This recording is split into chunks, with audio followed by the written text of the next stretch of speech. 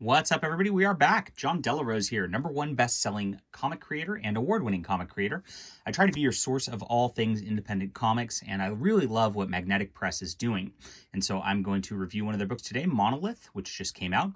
Magnetic Press is a group that does Euro comics for the most part, and so I always like to see what the Europeans are doing currently, and this is some pretty awesome stuff.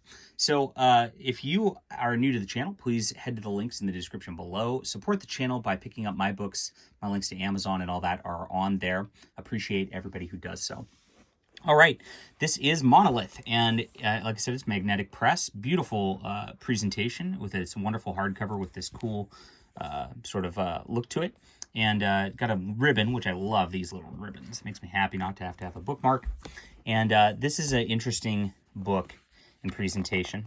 All right, so like most Euro comics, there is some nudity in here, so I'm gonna have to be careful about where I turn the pages in terms of YouTube.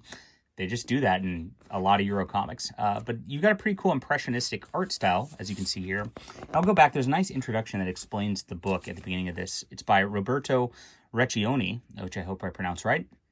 And this was originally a movie production that he was trying to do, and then they couldn't get that greenlit, so he decided to make a comic out of it.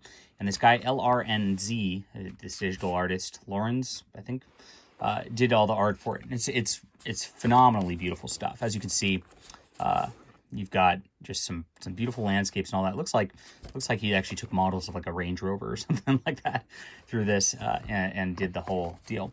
It opens up with an ad for this car. And that actually becomes important later. And it focuses around one lady, and it pretty much has her entirely in the book. At the very beginning of it, she's having a fight with her husband, and he's being very controlling, kind of a jerk.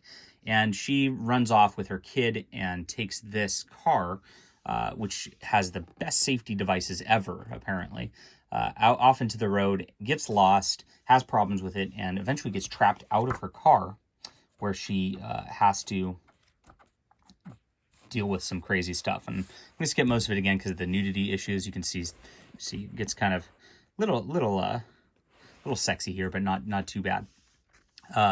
And she's in a spot where like she gets trapped out of her car in the desert. She's trying to break into it, can't do anything about it. She starts to hallucinate because things get so crazy that the art style changes for a few pages. But I would say like 90% of the books in this impressionistic sort of realistic style to it. There's very little dialogue through the course of this. They really just rely on a lot of action shots in here. As you can see, really nice stuff. Really like the coloring that's done through here with the shading from the sun. And it's a really tragic tale. She goes to extreme lengths to get the car out, and you're left kind of wondering at the end, it's implied that some bad things happen.